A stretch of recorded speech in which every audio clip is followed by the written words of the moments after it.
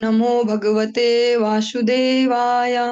ओम नमो भगवते वासुदेवाय। ओम नमो भगवते वासुदेवाय। हम सभी श्रवण कर रहे थे श्रीमद् भागवतम प्रथम स्कंद तृतीय अध्याय का 33 नंबर श्लोक।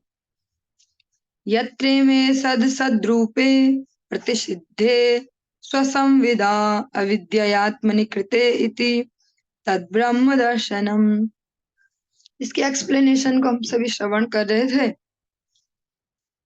फाइनली हम यहाँ तक पहुंचे थे कि जो भी जितना आत्मा से रिलेटेड जो कार्य हैं, आत्मा की प्रसन्नता से रिलेटेड कार्य जो उनकी ओर जितना अधिक बढ़ते जाता, अपने समय को और अपने जो सामर्थ्य है उसको जितना आत्मा संबंधी कार्यों में लगाता जाता है, उतना वो जीवन मुक्त होते जाता है।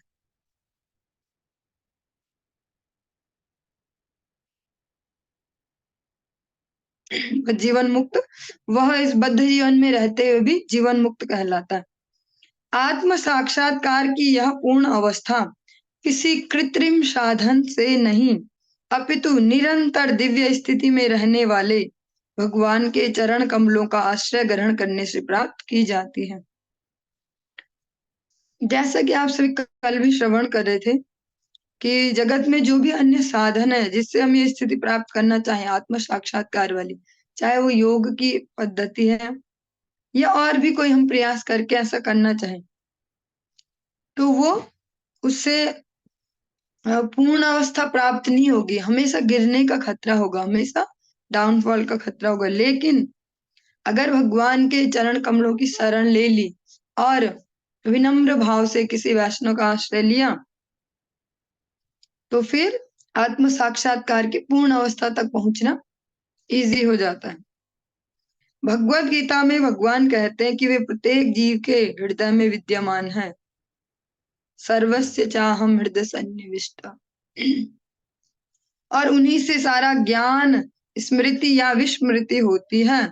जब जीव भौतिक शक्ति मोह का भोक्ता बनना चाहता है तो भगवान उसे विस्मृति के रहस्य से ढक देते हैं। जब भी जीव इस भौतिक शक्ति या भौतिक प्रकृति जो भी है इसका स्वयं ही भोक्ता बनना चाहता है, जबकि परम भोक्ता श्री भगवान है, पर जब जीव स्वयं भोक्ता बनने का विचार करता है तो भगवान उसको एक विस्मृति दे देते हैं और इस प्रकार जीव स्थूल व सूक्ष्म शरीर को ही अपना स्व मानने का भ्रम पाल लेता है। इससे क्या होता है, जो जीव मात्र है वो से स्वरूप भ्रम हो जाता है। वो इस स्थूल या जो इसके अंदर सूक्ष्म शरीर है उसको ही स्वयं को मानने लगता कि मैं यही हूँ, इससे रिलेटेड जो कुछ है वही मेरा है। इसको बोलते हैं स्वरूप भ्रम।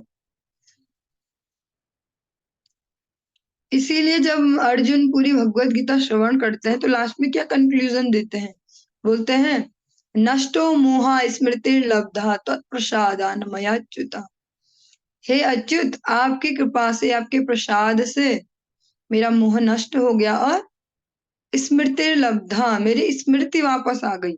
जो अभी हम श्रवण कर रहे हैं कि भगवान उसको विस्मृति के रहस्य से ढक देते हैं। अर्जुन कहते हैं मेरी स्मृति वापस आ गई।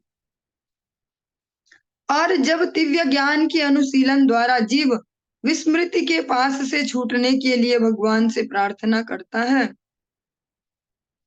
तो भगवान अपनी अहेतु की कृपा से जीव के मोह जनित आवरण को हटा देते हैं। और ये हम सब भी अपनी लाइफ में भी देख रहे होंगे डेली। ये तो प्रैक्टिकल है, प्रत्यक्षावगमम धर्म्यम।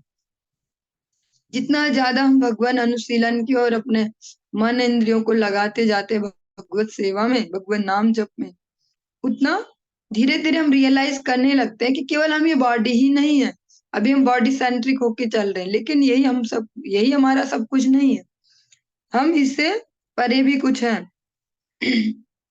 और जब भगवान से निरंतर प्रार्थना करते हैं विनयी होके कि हे प्रभु, मुझे भी इस विस्मृति के चक्र से बाहर निकालिए, तो फिर भगवान स्मृति देते हैं। फिर भगवान स्वयं ही तो कह रहे हैं तेषाम सतत युक्ता नाम भजताम प्रीति पूर्वकम ददामि बुद्धि योगम तम ये न माम उपयान्ति थे।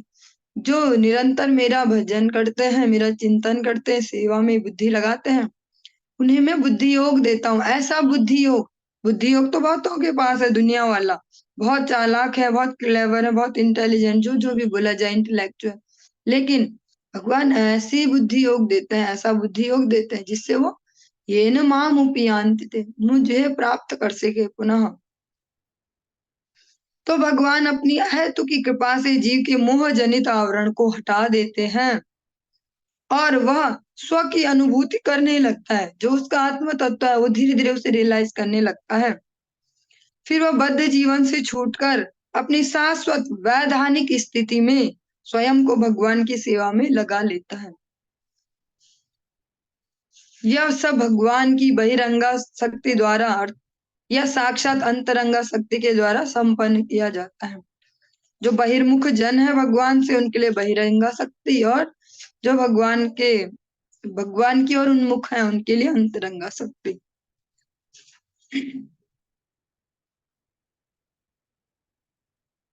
यह भगवान की ही कृपा से हो सकता है कि हम अपने बद्ध जीवन से छूट के वापस जो हमारी नित्य स्थिति है उसमें उसको प्राप्त करके भगवत सेवा में लग पाए।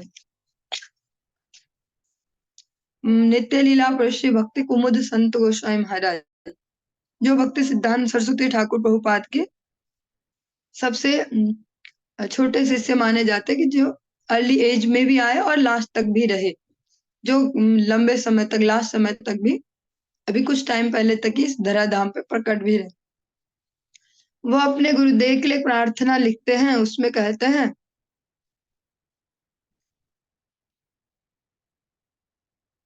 कनक कामिनी लाभ पूजा सा, चाहे मोरा चित्त आर प्रतिष्ठा सा, कि रूपे शोधित हवे मोर चित्त, ए चिंत सदा हाय। इससे पहले स्टैंजा में कहते हैं, कृष्ण दास्या भूली माया रे भाजिनु, आपन स्वरूप कबू ना चिंतिनु। कृष्ण दास्य भूली माया रे भजिनु, मैंने भगवान के दासत्व का अपना स्वरूप भूल के माया देवी का भजन किया। आपन स्वरूप कबू ना चिंतिनु, जो मेरा निज स्वरूप है, जो हमेशा हमेशा का मेरा वास्तविक स्वरूप है, उसका कभी चिंतन नहीं किया। अपन स्वरूप कबू ना चिंतिनु, विरूपे स्वरूप भावी मूढ़ माना, विरूपे स्वरूप भावी मूढ़ माना, माया ते आकृष्ट है, माया ते आकृष्ट है। विरूपे स्वरूप भावी मूढ़ मन, मेरा जो मूर्ख मन है, विरूपे स्वरूप, ये अपने निज स्वरूप को भूल के कुछ और ही रूप को अपना स्वरूप मान बैठा है। माया ते आकृष्ट है, जो आपकी माया है, मोहिनी माया, जो सारे जीवों को मोहित करके रखती है, उसी से ही है माया ग्रस्त हो गया।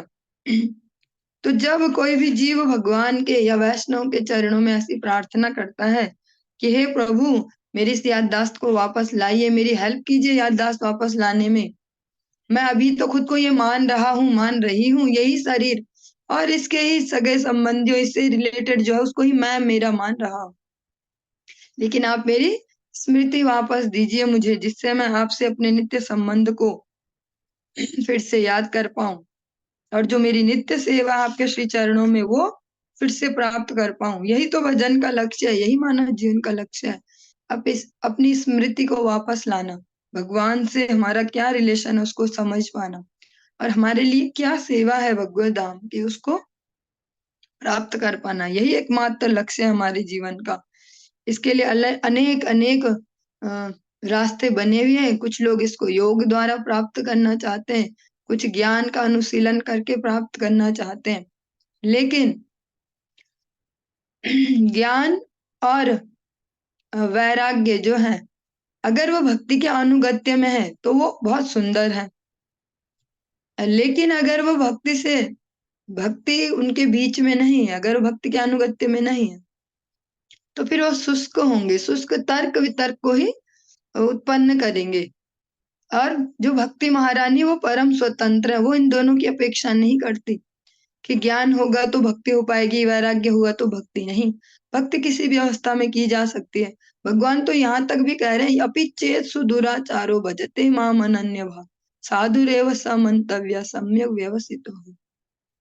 किसी को नहीं है बहुत सारा नॉलेज, कोई कितना भी किसी भी लेवल पे है, वहीं से ही वो प्रारंभ कर सकता है भगवत भक्ति को और अपने जीवन की जो पूर्णता है, भगवत साक्षात्कार, उस लक्ष्य को भी प्राप्त कर सकता है। अब हम श्रवण करते हैं 34 नंबर श्लोक।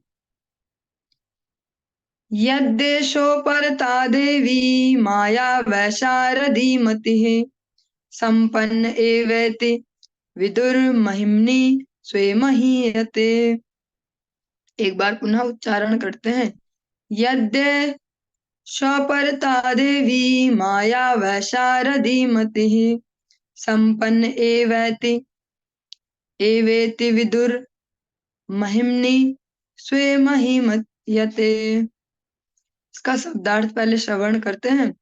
यदि माया का समन हो जाता है और यदि भगवत कृपा से जीव ज्ञान से संपन्न हो जाता है, तो उसे तुरंत आत्म साक्षात्कार का प्रकाश प्राप्त होता है और वह अपनी महिमा में प्रतिष्ठित हो जाता है। इसके तात्पर्य को श्रवण करते हैं।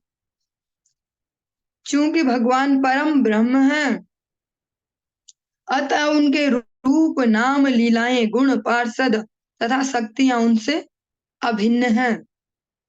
भगवान और भगवान का नाम, भगवान और भगवान का रूप, भगवान व भगवान की लीलाएं, भगवान व भगवान के गुण, उनसे क्या है, और उनकी शक्तियां, उनके पार्षद अभिन्न है, अलग अलग नहीं है वो।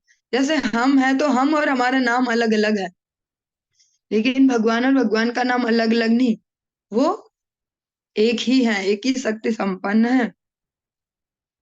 उनकी दिव्य शक्ति उनकी सर्वशक्तिमत्ता के अनुसार कार्य करती है। वही शक्ति उनकी अंतरंगा, बहिरंगा तथा तटस्था शक्तियों के रूप में कार्य करती है और वे अपनी सर्वशक्तिमत्ता के कारण इन तीनों शक्तियों में से किसी के भी द्वारा कुछ भी कर सकते हैं।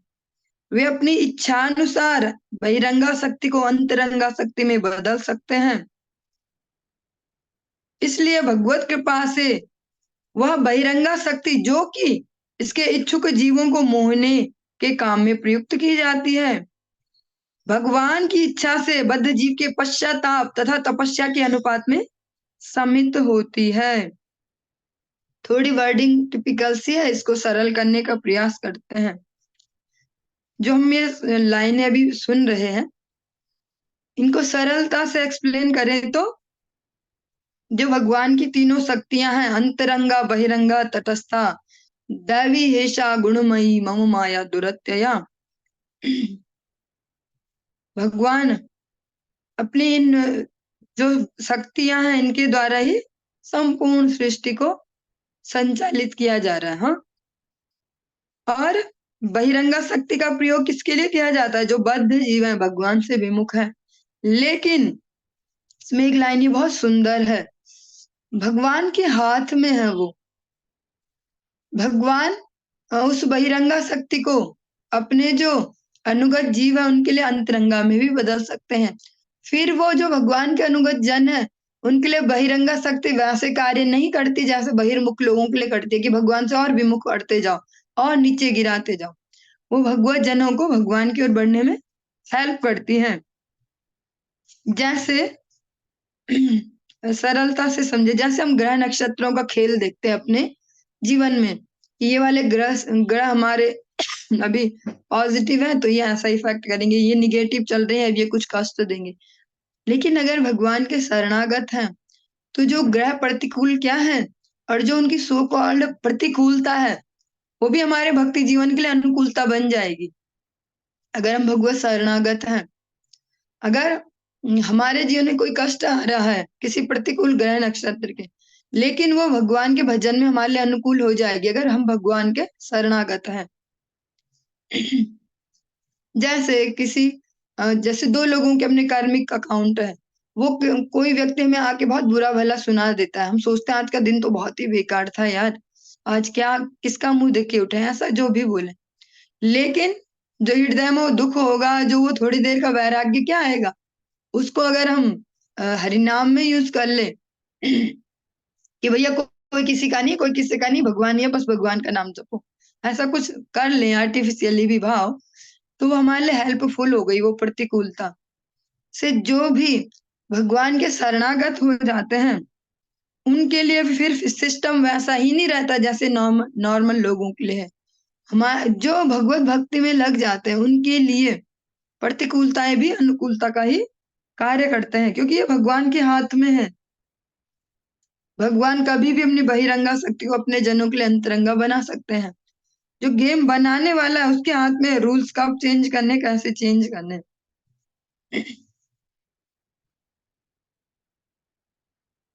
फिर यदि शुद्ध फिर यदि शक्ति शुद्ध हुए जीव को आत्म साक्षात्कार के पथ पर अग्रसर होने में सहायक बनती है। जो भगवान माया है, जो जीवों को संसार में डुबोने के लिए ही लगी रहती हैं, जो भी भगवान के अनुकूल हो जाते हैं वो उनको फिर भक्ति राज्य में अग्रसर करने में हेल्प करते हैं। इस प्रसंग में विद्युत शक्ति का दृष्टांत उपयुक्त होगा। जैसे बिजली का यहाँ पे एग्जाम्पल दे रहे हैं, लाइट का, इलेक्ट्रिसिटी। निपुण विद्युत कर्मी एक ही विद्युत शक्ति को केवल थोड़ा एडजस्टमेंट करता है तो कूलर को भी वही लाइट चला रही ना, वो कूलर पर ठंडक दे रहा हमें, हीटर को भी वही लाइट चला रही पर वो गर्मी दे रहा। ऐसे ये बहुत अच्छा एग्जाम्पल है। तो जो भगवान माया, जो भगवान के विमुख जनों को ताप दे रही है, वही जो भगवान की ओर उन्मुख है ऐसे जीवों को शीतलता प्रदान करती है। इस प्रकार बहिरंगा शक्ति जो जीव को मोहग्रस्त करके जन्म मृत्यु के चक्र में बारंबार डालती है, भगवत कृपा से अंतरंगा शक्ति में परिणत होकर जीव को शाश्वत जीवन प्रदान करती हैं। जब वो बहिरंगा शक्ति है जो वो जीवों को बार बार इस जन्म मृत्यु के चक्र में डाल रही है, अनेक जन्म जन्मों में घुमा रही है, अनेक माताओं के गर्भ में भेजती रहती है बार बार।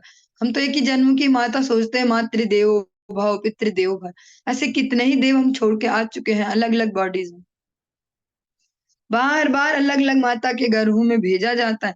लेकिन जब भगवान की कृपा हो, कोई भगवान के अनुगत हो जाए, तो यही जो भगवान की शक्ति है वो अंतरंगा में परिणत होके जीव को शाश्वत जीवन प्रदान करती हैं।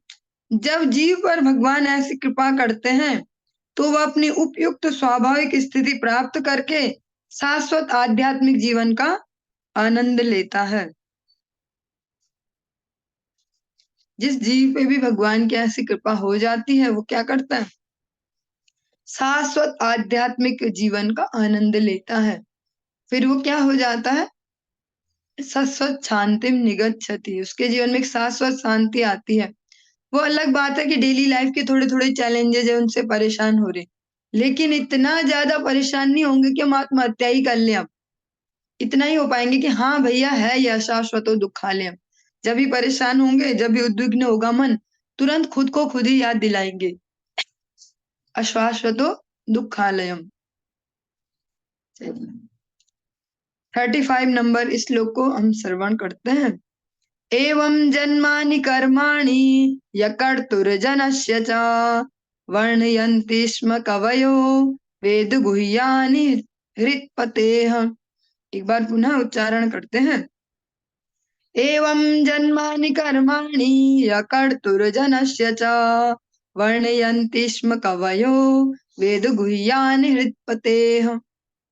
पहले इसका शब्दार्थ श्रवण करेंगे फिर एक्सप्लेनेशन।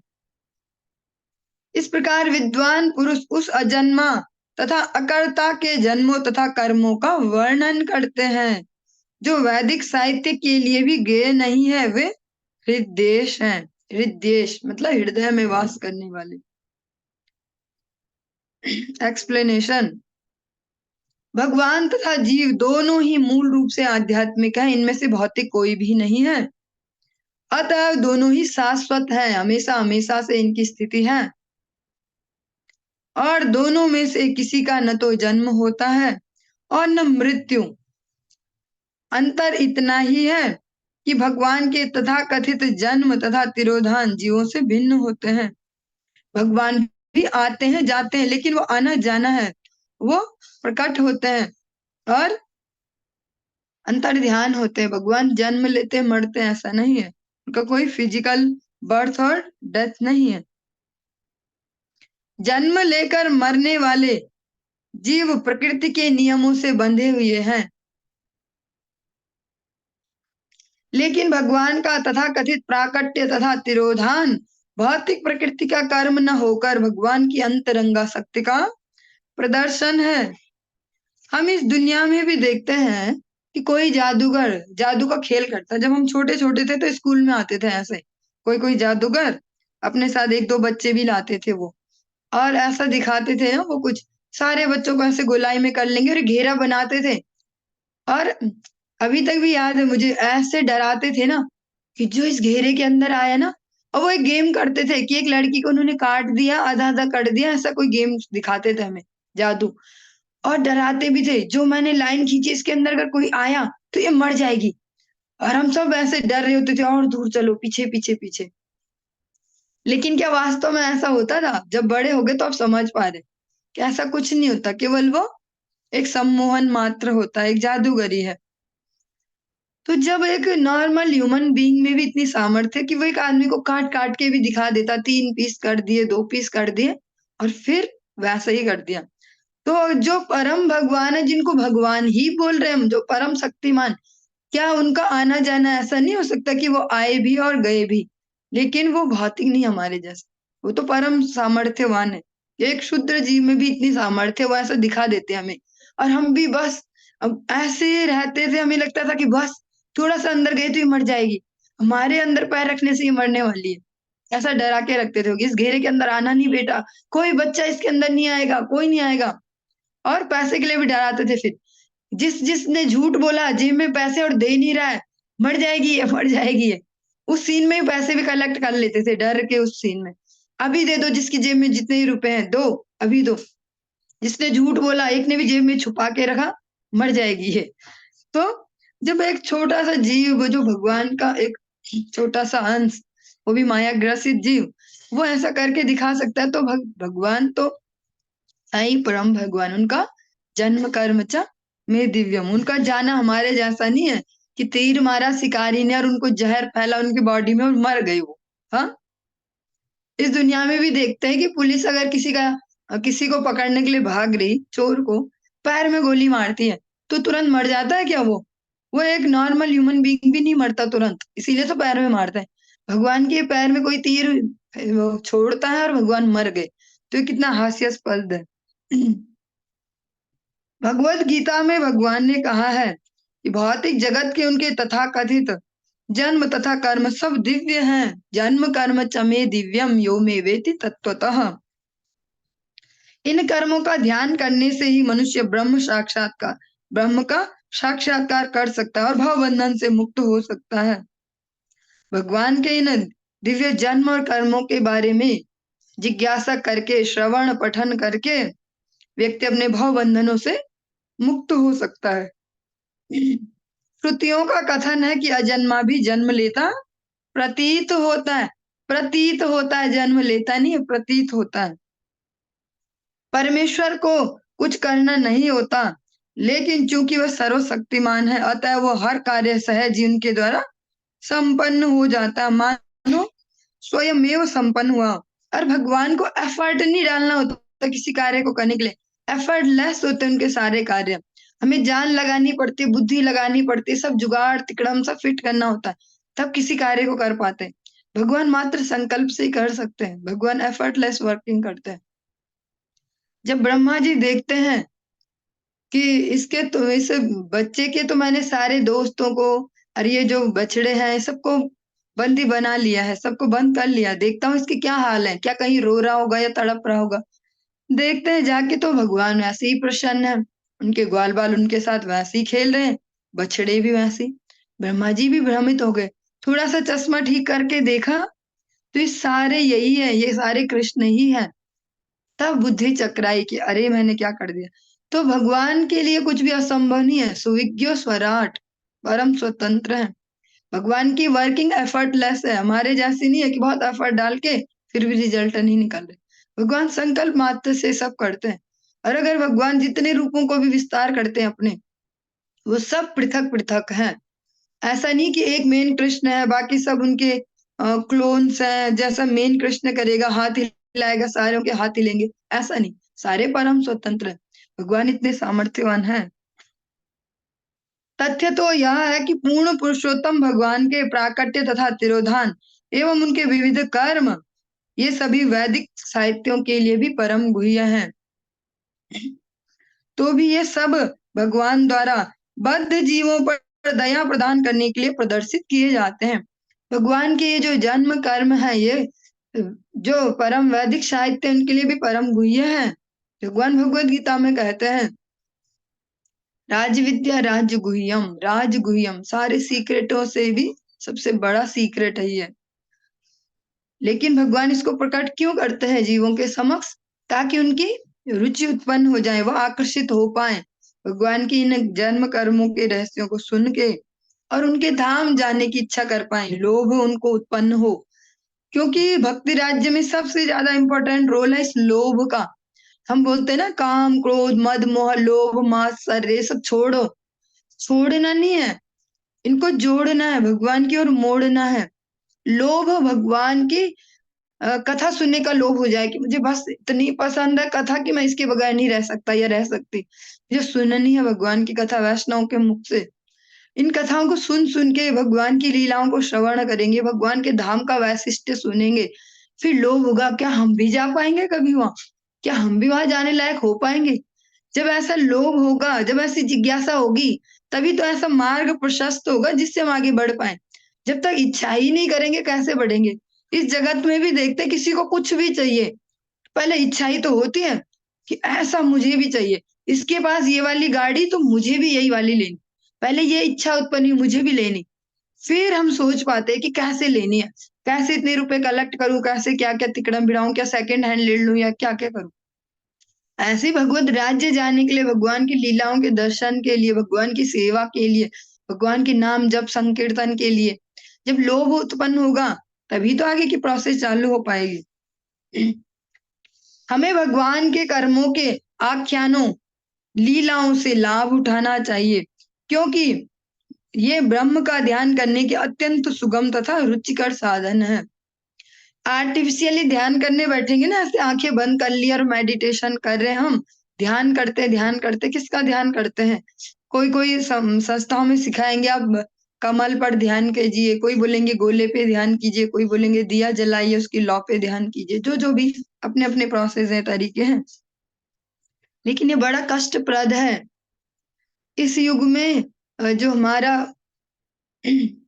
अटेंशन स्पैन है या अटेंशन जो पावर है वो बहुत कम है, हमारे बस का नहीं है वो करना। क्योंकि इस युग से पहले जो युग था, उस युग में अर्जुन जैसा परम शक्तिशाली योद्धा, जो जिसका एक नाम है गुड़ाकेश। अर्जुन का एक नाम है गुड़ाकेश। गुड़ा का मीन्स निद्रा, निद्रा जय है वो। कोई हो सकता है ऐसा जो नींद पे ही जय प्राप्त कर ली? भगवान के नाम के बल पे उनके रोम रोम से प्रतिक्षण कृष्ण नाम उदित होता है, ऐसे है अर्जुन। और जगत दृष्टि से भी देखे तो इतने बड़े योद्धा हैं। फ्री में तो वो कोई गॉड गिफ्टेड तो नहीं है वो शक्तियां, थोड़ा बहुत होता है गॉड गिफ्टेड, लेकिन एफर्ट भी तो कुछ होता है। वो इतने प्रयत्नशील है, इतने तपस्वी हैं, भगवान भोलेनाथ को साक्षात्कार कर लेते हैं, पाशुपतास्त्र उनसे प्राप्त करते हैं। ऐसे अर्जुन भी भगवान को सरेंडर करके कहते हैं भगवत गीता में, चंचला ही मना कृष्ण। ऐसे अर्जुन जिनको जाना ही उनके फोकस के लिए जानता है, धनुर्विद्या उसमें क्या फोकस ही तो है। फोकस कर पाना अपने एक सूक्ष्म टारगेट पे, एक छोटे से टारगेट पे फोकस करना, ऐसा व्यक्ति कहता है चंचला ही मना कृष्ण। तो फिर हम जैसों की तो क्या सामर्थ्य है कि हम ध्यान कर पाए?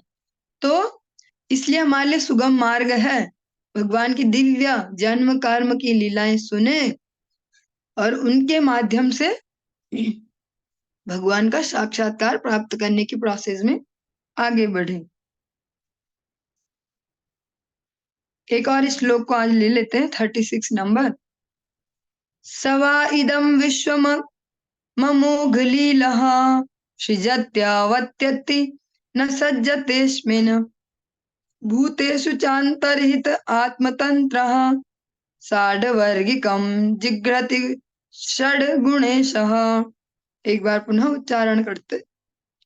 सवा इदं विश्वम मोघलीलः सृजत्यावत्यति न सज्जतेऽस्मिन् भूतेषु चान्तर्हित आत्मतन्त्रः षड्वर्गिकं जिघ्रति गुण षड्गुणेशः।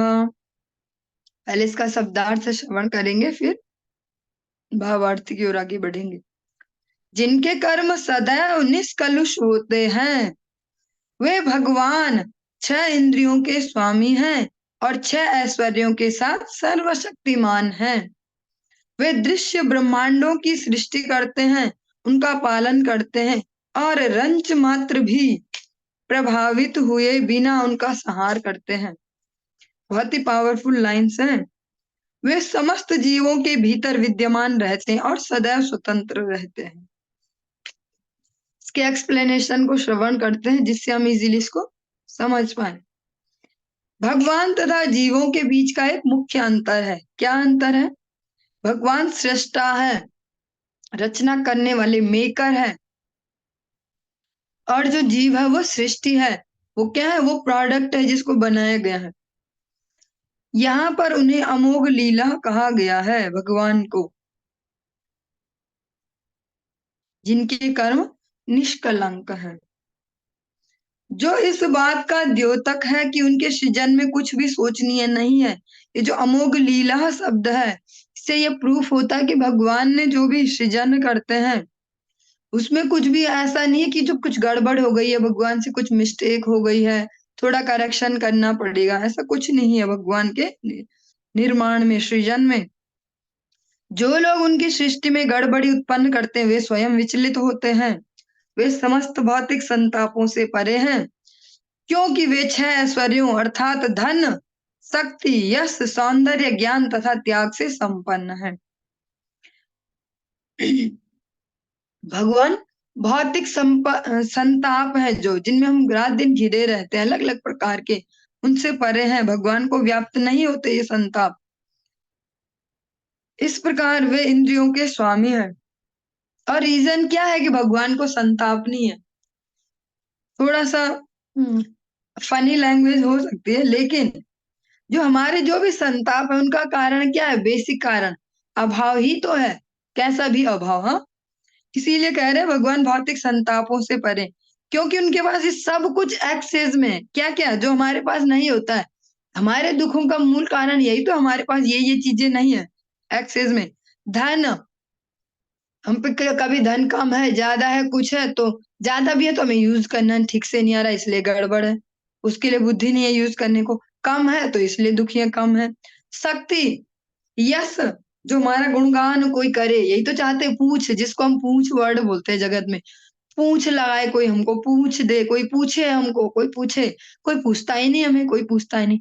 तो भगवान के पास ये भी एक्सेस है, यश भी बहुत है उनका, बहुत पूछते हैं लोग उनको। सौंदर्य, हम यहाँ जगत में रात दिन बेचैन रहेंगे सौंदर्य को लेके कि भैया एज बढ़ने लग गई है, झुर्री सी आने लग गई, ऐसा हो रहा वैसा हो रहा, क्या करें, कैसे रोज रोके इसको। इसी बेस पे तो पूरी जो ब्यूटी इंडस्ट्री वो चल रही है। क्रीमें लाएंगे, 1000 रुपए की क्रीम, 2000 की क्रीम, एंटी एजिंग है जी, आपकी एज कम कर देगी है। पर ऐसा हो सकता है? वो तो नॉर्मल प्रक्रिया, ऐसा कैसे हो सकता है? लेकिन वो इसीलिए तो चल पा रही वो इंडस्ट्री कि हाँ ये दुख है जीवन में कि जल्दी बूढ़े क्यों हो रहे हम, बूढ़े क्यों हो रहे हम। तो भगवान के साथ ये भी नहीं है, समस्त सौंदर्य उनके पास विद्यमान है। ज्ञान, वो भी भगवान के पास एक्सेस है, उनसे ज्यादा किसी पे नहीं। और त्याग, साथ में त्याग भी, हमारे पास कुछ आ जाए पर उसके छोड़ने का डर जो है, वो छूट जाने का डर, चाहे वो संबंध है, चाहे वो वस्तुएं हैं, हाँ कुछ भी है, पदार्थ है चाहे व्यक्ति है, उनके छूटने का जो डर है, कहीं हमारे परिवार का कोई चला ना जाए, कहीं मेरा ही शरीर चला ना जाए। और कोई पदार्थ भी है, इसीलिए तो डायलॉग बोलते हैं, हमने इतनी मेहनत से कमाया, ऐसे ही बर्बाद करने दे किसी को? नहीं छोड़ के जा सकते किसी के लिए ऐसे। हमने बहुत खून पसीना ये करके किया। तो भगवान के पास त्याग भी है, भरपूर है, उनसे ज्यादा त्याग भी किसी पे नहीं है। एक सेकंड में जब संहार भी करते तो निर्लिप्त होके, फिर शोकग्रस्त होके नहीं करते कि मैंने तो अरे हाय इतनी मेहनत से ये सृष्टि का रचना की थी, कैसे एक सेकंड में सब तबाह हो जाएगा, ऐसा शोकाकुल होके नहीं करते। तो इसलिए भी भगवान इन संतापों से परे, उनके पास एक्सेस में ये सब कुछ। और इसीलिए जो भगवान की शरण में जाते हैं वो इन संतापों से रहित हो पाते हैं, क्योंकि उन्होंने ऐसे व्यक्ति का आश्रय ले लिया, पावरफुल पर्सन का आश्रय ले लिया।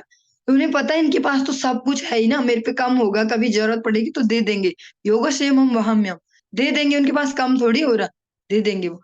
तो फिर संताप रहित वो हो पाते हैं। इसीलिए यही कारण भी है, जो भगवान के एक्चुअल में शरणागत होते हैं तो निर्भय हो जाते हैं। भजहु रे मन श्री नंद नंदन, अभय चरणार विंद रे, अभय हो जाते हैं उनके चरणार बिंदु का आश्रय लेके, कि हमारे ठाकुर जी पे तो सब कुछ ही एक्सेस है, हम पे भले कम है, ठाकुर जी दे देंगे जहाँ पे जितना जरूरी होगा। और भक्तों का भाव भी यही होता है, वो मांगते नहीं है कि ये दे दो और वो दे दो, लिस्ट नहीं बनाते, कहते हैं आपको जो उचित लगे, जब जैसा लगे वैसा करो। उनके द्वारा इन दृश्य जगतों की सृष्टि उन जीवों के उद्धार के लिए की जाती है।